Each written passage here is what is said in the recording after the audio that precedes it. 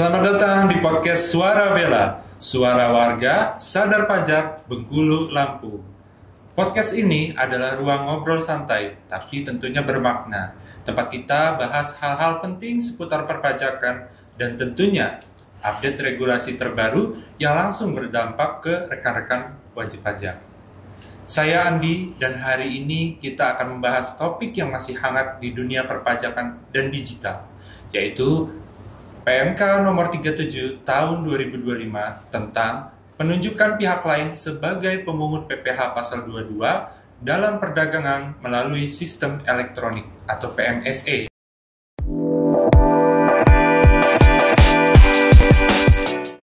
Nah, ramainya pembahasan tentang PMK ini ternyata juga masih banyak ya yang salah menafsirkan.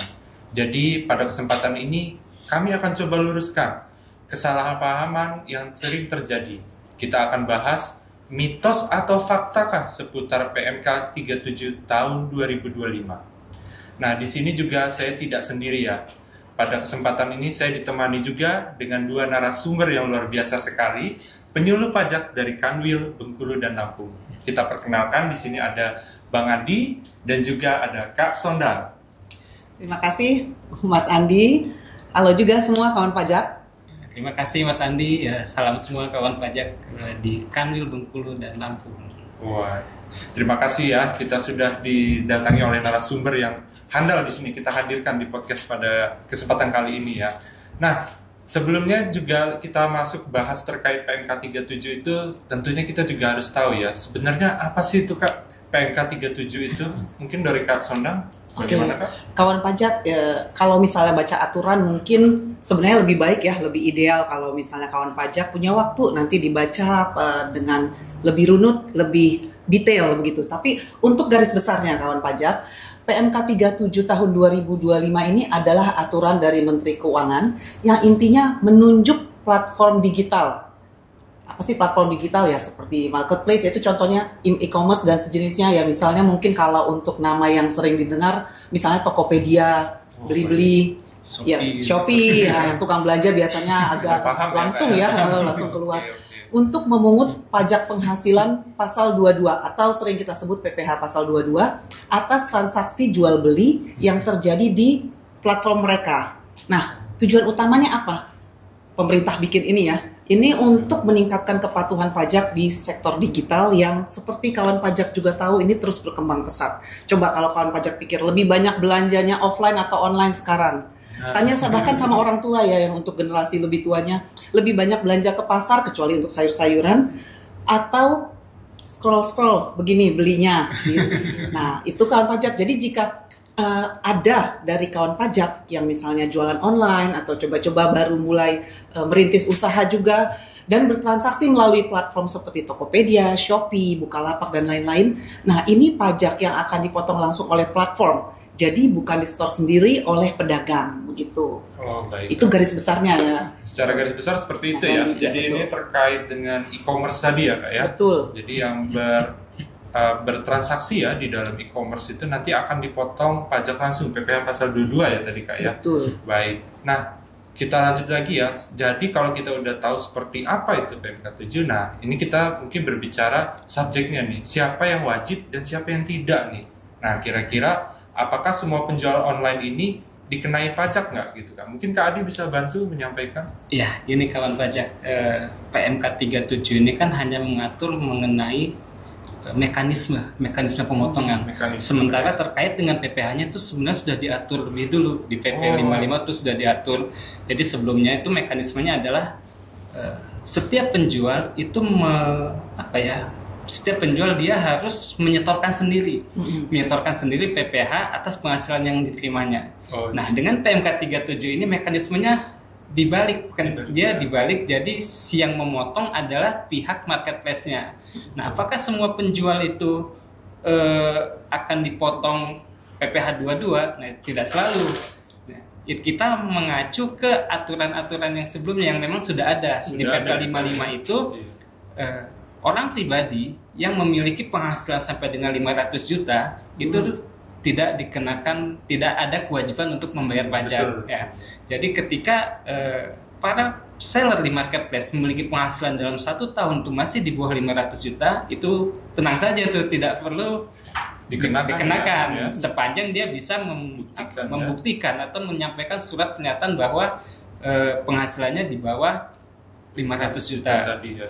Jadi ada thresholdnya ada ya. Thresholdnya. Batasnya ya kan ada ya. batasnya. Atau misalkan dia badan ataupun OP yang dia memiliki surat keterangan bebas. Dia memiliki surat keterangan bebas karena kalau di Cortex ini dia sudah otomatis ya, SKB itu sudah terbaca. Jadi ketika dia memiliki surat keterangan bebas, dia tidak akan dipotong PPh pasal 22 ini. Jadi ini tidak semua serta-merta seller akan dipotong dengan PPh pasal 22 ini. Jadi ini ya, tidak semua ya kawan pajak ya. Jadi hanya yang memang sudah memenuhi persyaratan ya kan tadi ya. Dan itu juga sebenarnya sudah ada di peraturan sebelumnya ya Kak ya, terkait seperti PP 55 yang untuk UMKM itu berlakunya tetap sama, hanya saja dibalik Kak ya. Kalau sebelumnya dia kita store sendiri, tapi sekarang dipotong oleh dibantu marketplace. sebenarnya ya Kak ya. Itu memudahkan ya. Memudahkan ya. Oke, kita lanjut lagi nih. Mungkin terkait kesalahan pemahaman yang masih umum terjadi ya. Jadi di masyarakat kita itu masih ada yang mungkin salah kaprah ya, tapi ya wajar lah, namanya juga regulasi baru ya Kak ya. Betul. Jadi coba kita mungkin di sini bisa meluruskan, ada beberapa, kita di kesempatan nyebutnya beberapa mitos tadi ya, sesuai tagline kita ya. Nah, mitos yang pertama, nah katanya ini sifatnya itu pajak baru, justru malah bikin ribet UMKM. Nah itu gimana tanggapan itu Kak, mitos ini? Nah, kalau tadi seperti kawan pajak sudah dengarkan juga, ini bukan pajak baru.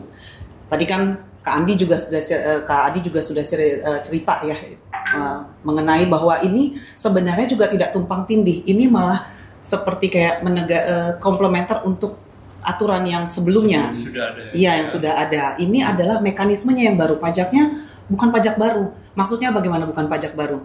Jadi sebelumnya atas penghasilan dari transaksi di platform digital ini juga dikenakan pajak lokal pajak. Jadi bukannya karena ujuk-ujuk ada aturan ini sehingga ada pajak ini muncul. Iya betul. Sebelumnya juga seandainya pun tadi misalnya aturan ini tidak dibuat, tetap aja akan penjualan yang transaksinya di platform digital itu dikenakan pajak. Tapi mekanismenya yang berubah.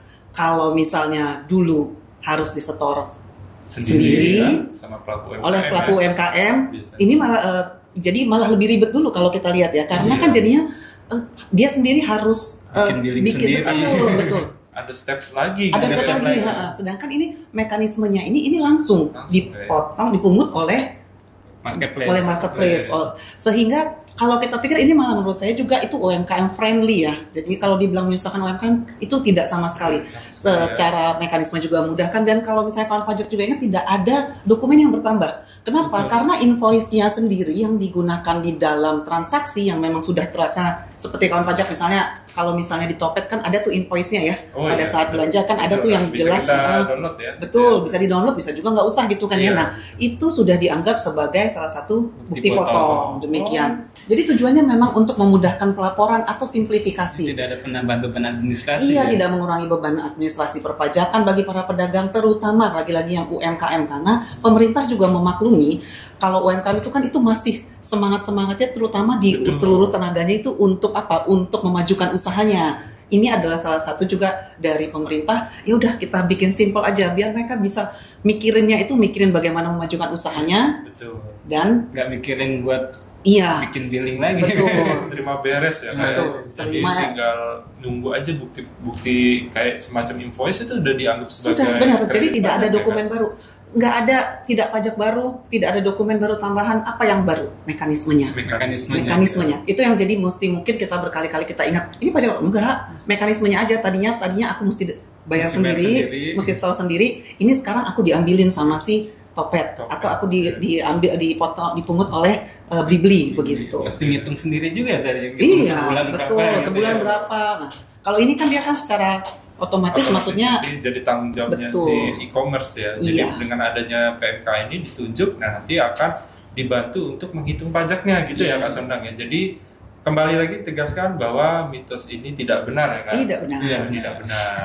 Jadi tidak ada pajak yang baru, hanya saja mekanismenya yang berubah. Yang tadinya mungkin kawan pajak biasa setor sendiri, sekarang kawan pajak sudah bisa terima bukti potong ya dari e-commerce yang fungsinya juga sama ya sebagai kredit pajak. Oke Kak, itu yang mitos pertama. Nah kita lanjut nih, mitos kedua. Wah kalau misalkan kayak gini, khawatirnya nanti semua transaksi online itu bakal semuanya dipajakin nih. Wah itu yang terjadi di teman-teman di masyarakat mungkin. Yang tukang belanja langsung lakukan gitu. Itu gimana tuh Kak Bang Adi? Gimana tuh Bang Adi? Bisa bantu nggak tuh? Bener nggak nih mitos ini? Gitu? Itu mitos yang salah. Mitos yang salah ya. Kayak dia. Jadi sama seperti tadi kita sebutkan di PP 55 bahwa yang dikenakan pajak atas UMKM adalah yang penghasilannya di atas 500 juta.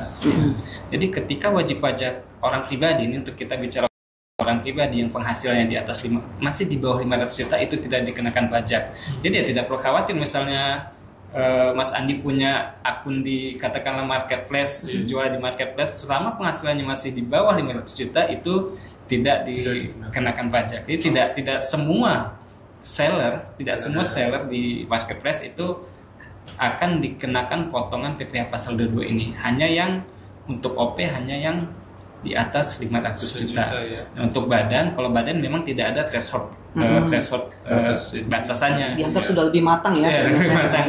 Tetapi ketika dia memiliki SKB, SKB PPh pasal 22, keterangan bebas ya. Keterangan bebas pasal 22 gitu misalnya, itu si badan bisa mengupload itu, atau sekarang udah canggih dengan Cortex, ketika wajib pajak itu sudah memiliki SKB, ya itu udah otomatis tidak dipotong di marketplace. Ya, bisa dicek kebenarannya verifikasi ya.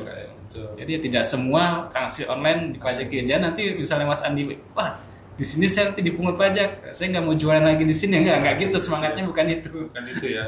Wah iya, namanya UMKM mungkin kan masih merintis ya. Iya. Tidak semua harus kena, apalagi untuk yang pribadi terlihat di sini ya keberpihakan pemerintah ya untuk memajukan UMKM untuk dari sektor orang pribadi ya. Jadi kalau saya punya selnya penjualan saya itu 499 juta 900 belum kena ya, belum kena. Oh iya, ada satu syaratnya, belum kena, tapi Mas Andi harus mengupload surat pernyataan bahwa penghasilannya di bawah 500 juta. Bukti ya. Jadi saya nggak tiba-tiba ngomong aja gitu, saya 500 iya, gitu. Biasa si marketplace nanti akan meminta apa buktinya bahwa penghasilannya di bawah 500 juta. Paling tidak ada surat pernyataan bahwa penghasilan 1 tahun itu di bawah 500 juta. Ya. Itu juga jadi buat e-commerce-nya juga ya, dasar. Kenapa dia tidak melakukan pemotongan gitu ya tadi pasal 22. Oke, berarti mitos kedua juga kita anggap ini ya tidak benar gitu ya. Betul. Oke, kita lanjut. Mitos itu ya. Bukan jadi mitos ya. Oke, kita lanjut ke mitos yang berikutnya nih, mitos ketiga. Nah, katanya itu kalau marketplace itu jadi agen pajak dong kalau kayak gitu. Nanti kok bisa seenaknya dong kalau kayak gitu. Motong. Iya, kalau dia misalkan soalnya kan jadi kayak agen pajak tuh Kak. Nah, gimana tuh Kak Sony? Kita julid banget ngomongnya gitu. Enak banget bro. Siapa lu yang mau motong gitu? Aja gitu ya. Emang ya kamu orang pajak gitu ya. Jadi kan katanya kalau misalnya bukan dari pajak jangan suka-sukanya gitu ya. Betul. Nah, kawan pajak, marketplace ini ditunjuk oleh pemerintah melalui regulasi yang sah. Kalau ditunjuk juga nggak salah-salah. Jadi pemerintah juga memberikan ketentuan-ketentuan yang harus dipenuhi oleh marketplace sehingga dia bisa ditunjuk. Salah satunya, misalnya contohnya ya, harus punya escrow account. Jadi kalau misalnya ada marketplace dia nggak punya escrow account. Kalau misalnya kawan pajak mungkin tahu ya, escrow account itu kan adalah seperti dana talangan ya. Iya, kayak penampungan pihak ketiga. Kalau misalnya kita pernah belanja, misalnya kayak di Tokopedia, kan pada saat kita belanja lalu misalnya barang yang sudah sampai ke kita, itu kan waktu uang kita transfer ya, sudah ke penjual, itu kan uangnya tidak langsung diserahkan, tidak langsung bisa diambil oleh si penjual sampai barangnya itu sampai ke konsumen dan konsumen bilang transaksi ini selesai, tidak ada masalah. Jadi kayak misalnya kalau misalnya ada masalah dikembalikan barangnya, uang itu kan juga akan bisa dikembalikan ya. Jadi ada jadi return policy atau prosedur pengembaliannya itu jelas. Nah, itu marketplace yang bisa ditunjuk salah satunya harus punya escrow account. Jadi ini juga untuk memastikan bahwa memang secara sistem si marketplace ini udah mumpuni. Jadi misalnya tiba-tiba ada ujuk-ujuk ya marketplace baru, terus dia bilang nggak ada escrow account. Nah terus nanti mungkin ada beberapa UMKM yang bilang gini, oh di situ aja tuh karena dia nggak punya escrow account jadi nggak bakal mungut ya misalnya gitu ya. Tapi kita tahu ya kalau misalnya nggak punya escrow account berarti ada banyak kemungkinan kan misalnya bukan penyimpangan istilahnya risiko ya. Besar, Karena berarti kan itu kan uangnya langsung mengalir langsung ke penjual dan ke pembeli, dan itu tidak ada yang meregulasi istilahnya, tidak ada yang tidak seperti ada bisa menjamin, betul. Itu sebenarnya jaminan. Betul. Gitu ya. Jadi nggak semua marketplace itu mumpuni untuk melakukan itu, sehingga pemerintah juga memfilter. Kita sih berharap semakin banyak marketplace itu yang bisa ya, sehingga itu juga memudahkan satu masyarakat. Itu kan yang dimasukkan pemerintah. Nah itu jadi mereka ini, dan mungkin yang harus diingat kawan pajak adalah mereka ini berperan sebagai pemungut. Jadi memang kayak perpanjangan tangannya pemerintah, tapi bukan penentu jumlah pajak. Bukan mereka yang menentukan ya, misalnya ya marketplace-nya Gondok ini. Nih orang nih kayaknya penjualnya nih kayaknya banyak banget nih penjualannya. Oke, kayaknya kita boleh lah kita gedein pajaknya nih. Oh nggak begitu. Jadi tetap mereka itu bukan penentu jumlah pajak. Regulasi tetap ada ya. Iya betul. Begitu sih. Jadi itu mitos yang ketiga juga zong ya. Hanya sebatas mitos dan bukan fakta gitu ya. Jadi tetap ya untuk pemungutannya harus dasarnya ya tadi ya, regulasinya seperti apa. Jadi mereka tidak sewenang-wenang nih main potong gitu ya. Dan kita juga sebagai pelaku usaha, misalkan sebagai UMKM juga sepanjang kita ngikutin aturannya ya berarti tadi bisa digunakan ya, salah satunya tadi ya biar tidak dikenakan pemotongan, misalkan menggunakan surat keterangan atau surat SKB tadi ya. Jadi sama-sama tahu posisinya ya di sini sebagai baik pembeli ataupun penjualnya si marketplace. Nah, kita lanjut lagi nih mitos keempat. Kalau tadi kita udah berbicara subjek ya Kak ya, kemudian apa itu PMK. Nah, coba yang keempat ini. Nah, kalau pedagang dipungut pajak kayak begini, nanti harga barangnya malah konsekuensinya jadi bisa naik dong Pak. Nah itu gimana tuh? Karena pemikiran mindset itu ada pemikiran yang suka belanja. Iya, jadi nanti harganya dibebankan nih ke harga barang. Nah gimana tuh Bang Adi? Iya, karena ini kan bukan pajak baru ya, tadi Kak Sunanya sudah jelaskan ya. Karena banyak masyarakat yang khawatir ya Mas Andi ya, bahwa regulasi ini akan membuat si harga barang di marketplace akan menjadi lebih besar gitu ya. Nah, kekhawatiran ini sebenarnya kurang tepat. Karena pajak penghasilan itu dipungut oleh marketplace, dibebankannya bukan ke pembeli, tapi ke penjualnya atau si penerima penghasilannya. Nah, dengan kata lain, konsumen ini tidak akan dibebankan atas PPh yang memang dari awal harus dibayar oleh si penjual. Betul, penjual ya. Iya, penjual yang memang tidak ada PMK ini pun si penjual itu tetap harus setor PPh. Tidak ada PMK ini pun si penjual tetap harus setor PPh. Nah, dengan adanya PMK ini si penjualnya itu tetap membayar PPh tapi melalui mekanisme pemotongan ya. Nah, karena beda mekanisme ini tidak serta-merta akan membuat harga barang menjadi lebih naik gitu.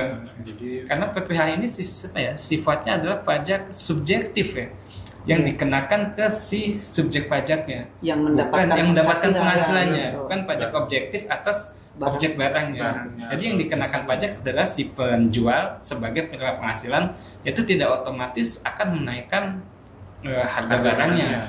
Gitu ya. Jadi sebenarnya dua hal yang berbeda ya. Jadi tetap yang ini tetap berjalan sesuai dengan fungsinya tadi ya. Untuk PPh ya tetap nanti dia dikenakan atas penghasilan ya. Kalau barang ya nanti hanya memungut sesuai dengan ketentuan tadi ya. Jadi harusnya tidak membebani ya Kak ya. Kalau tadi ya tidak membebani dari harga pajaknya. Nah itu berarti mitos yang keempat nih kita bisa bilang juga zong juga nih. Tetot gitu ya. Kita lanjut lagi ke mitos yang berikutnya, mitos kelima. Lah nanti bayar pajaknya, ada bilang nih di masyarakat bayar pajaknya bisa 2 kali dong nanti gitu, karena mungkin tadi ya udah bayar sendiri dipotong lagi gitu. Nah gimana tuh?